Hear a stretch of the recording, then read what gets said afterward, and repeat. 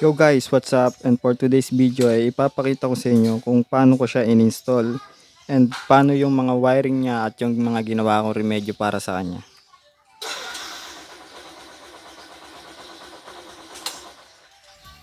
Let's go! Yo guys, reminders lang guys, no, hindi ako magaling na mekaniko at hindi naman talaga ako mekaniko talaga. Tamang may knowledge lang ako pagdating sa mga wiring ng motor.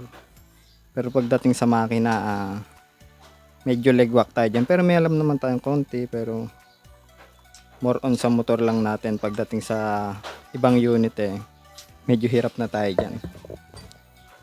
Bali, ginawa ko lang tong video na to guys, para kung may mga gusto lang gumawa sa inyo at gumaya, pwede naman, at least may guide kayo.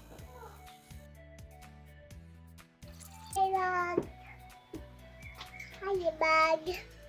Hi bag. Hi bag. Hi bag. Puda-puda yung bag. Hinahapon pudag. Na ayaw ko dito.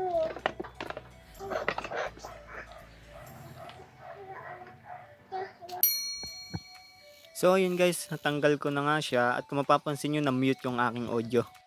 Dahil yan sa aking assistant. Ito nga pala guys yung bago na digital na speedometer. Para mabukas siya guys, nilagari ko siya sa gilid. But be careful lang guys, no. Kasi meron siyang wire sa loob, kung nakikita nyo yung red na yan. May kasama pa yung black. Ayan, may sumisilip na naman, no. And guys, dalawa yan, kaliwat kanan, magkatapatan. Ingat lang kayo sa paglagari, tansyahan lang din guys. Kasi kung susungkitin lang natin siya guys, hindi natin makukuha kasi sobrang dikit niya. Pagtas natin mabukas siyang guys, ito. May tornilyo siya sa ilalim, 3. Tatanggalin nyo yan guys at after nyo matanggal, ibaba nyo lang tong pinaka protector niya sa wire. Yung hose na yan. Pagkababa nyo yan, itutulak nyo siya pataas. Ganito. Yan guys. Daan-daan lang, baka mabigla.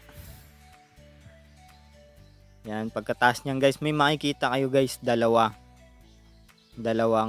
connector, isang malaki, ayan, yung malaki at saka itong maliit. Yung puti na maliit na yan guys, dito yan sa may switch sa backlight. Ilayin nyo lang yan guys, pababa. Ingat-ingat lang. Yan. Pag natanggal niyan, susunod yung isa. Yung isang malaki na connector na yan guys, meron niyang lock. Pupush nyo lang siya, tapos hihilayin nyo siya pababa. Ingatan nyo lang yung ibabaw guys, baka mabali. Guys, pag naggagawa kayo at may bata na ganyan, nako, mamanmanan nyo yan. Kung ano-ano ginagawa niyan, tulad yung bata ko na yan, no? At ito guys, natanggal na nga, iset aside na natin siya. Tapos guys, itong switch ng backlight, bali hindi ko na siya sinama guys. Pero kayo pwede nyo naman siyang kuhanin kung magagawa nyo ng paraan dun sa iba ilagay. Tapos ito, tanggalin lang natin tong rubber na to, medyo madikit yan guys Pero yun sa akin, syempre nakatanggal na, kaya madali-dali na lang. Yan, kailangan natin yan. Tapos ito naman guys, tatanggalin lang natin yung analog. Bali, bukas na kasi yan Bali, papakita ko lang guys kung ano yung itsura niya. Ito siya. Bali, may dalawang tornilyo lang tong analog na to guys, para matanggal nyo siya, napakadali lang. Syempre, ingatan nyo rin siya, parang gusto nyo ibalik sa stock po, pwede. Ito siya. Tapos itong sa akin guys, may butas na nga pala siya. Kailangan sakto dyan yung connector. Ito. Yung sakit na yan. Yan. Kasama yung rubber. Para in case na bumabiyahe tayo kahit malakas yung ulan, safe pa rin yung wiring natin kahit pumasok ng konti yung hangin na may ulan. Kasi yan guys, pag nilagay nyo siyang ganyan guys, lapat yan. Yung nasa kaliwat kanan na yan, may bewang yan. Saktong-sakto, kaya hindi siya gagalaw. Tapos pit na pit din siya. Ayun guys, pansin nyo. Tapat na tapat siya. Tapos lapat na lapat. Ayan Bali, pag nilagay nyo guys yung takip niya, yung nasa ibabaw, bali saktong-sakto rin siya. Yung bilog niya na pinaka-lens, tumutulak siya dyan. Tumutulak siya dun sa digital na yun. Kaya hindi talaga siya gagalaw kahit na wala na kayo ilagay na tornilyo or ano. Tapos yan guys, ilalagay nyo lang siya. Ingatan nyo lang guys yung paglalagay niyan. Kasi baka mamaya, hindi natin mapansin na nabali pa yung pinakakamay niya. Yan, sama natin yung rubber. Asayin siya guys, oh. Walang kagalaw-galaw kahit wala akong nilagay na tornilyo. Talagang fix na fix siya.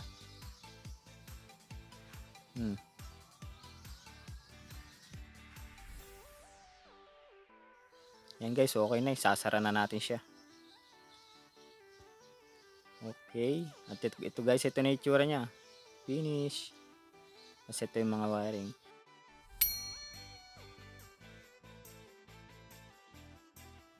Yan guys, syempre kakabit muna natin siya. Fix muna natin. Para hindi tayo mahirapan.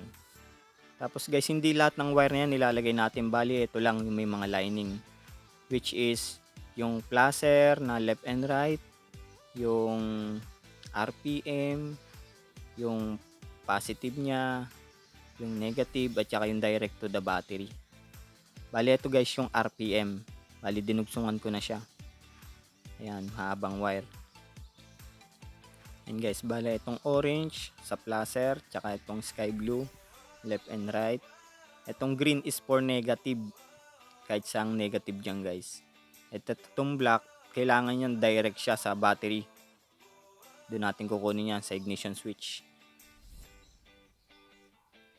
Okay, fix muna natin itong hindi gagamitin. Bali yung pinix na yun guys, ayun yung gear indicator, neutral to 1 to 6. Ilusot na natin tong sa RPM. Bali guys, dito ko siya ilalagay sa may pulser, sa may connector sa pulser. Hindi dito sa may ignition coil. Ayan guys, naka STX carb nga rin pala ako. Sagad ang karayom niyan guys, kaya medyo may takbo. Mas maganda siya compare sa stock. Bali dito natin siya ilalagay guys. Paghihiwalayin lang natin yan. Then iipit natin siya dyan sa puti. Sa puti tayo guys. Bali ang ginamit kong wire dito mga boss, yung solid wire. Kasi may mga past experience na ako sa ganyan na iniipit. Pag yung wire naman ninipis, katagalan napuputol siya. Ito subok ko na siya guys. Yan. Ipit nyo lang siya dyan. Then sara.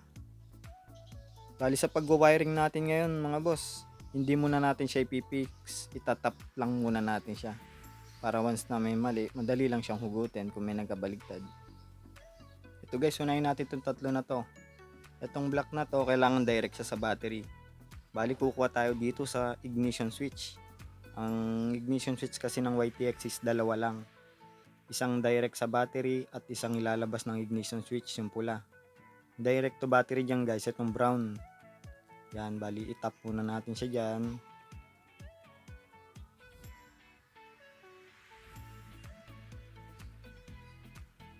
And make sure lang natin guys na nakadikit talaga siya. Para malaman natin kung tama ba. Baka kasi mamaya hindi pala nakadikit. Hanap tayo ng hanap. Hindi naman natin pwedeng i-fix muna yan eh. Ganun talaga pag nagwa-wiring.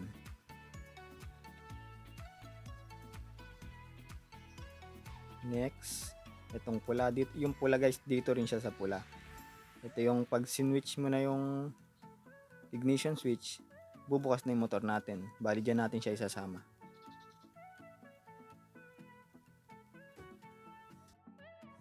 Okay, next, ito na tayo sa negative guys. Itong kulay black. Yung black ng harness natin is negative. At itong digital is green. Green yung negative niya. Yan, tap muna natin siya dyan. Then next natin guys, ito. Yung galing sa harness na placer, left and right, ayan siya. Itong orange, ito yung sa left. Lagay natin siya dyan. Madali lang siya matrace kasi sa placer natin. Then ito namang sky blue sa right. Yan, tap muna natin siya.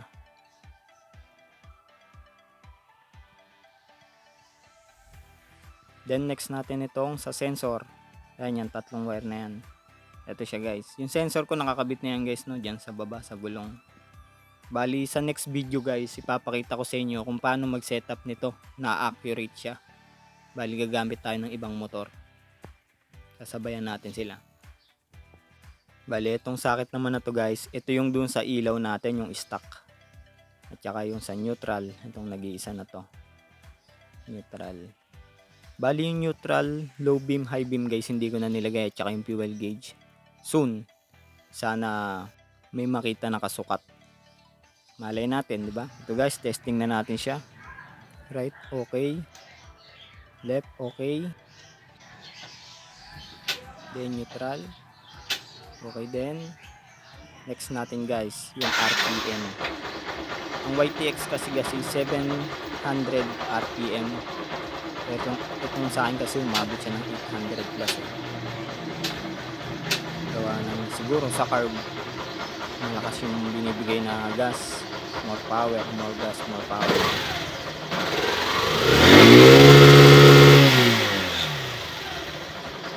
Solid guys. So ayun guys, hanggang dito na lang. At kung nagustuhan nyo ang aking video, please like and subscribe. And i-click nyo na rin guys yung notification bell para maging updated kayo sa mga susunod ko pa na project para kay YTX.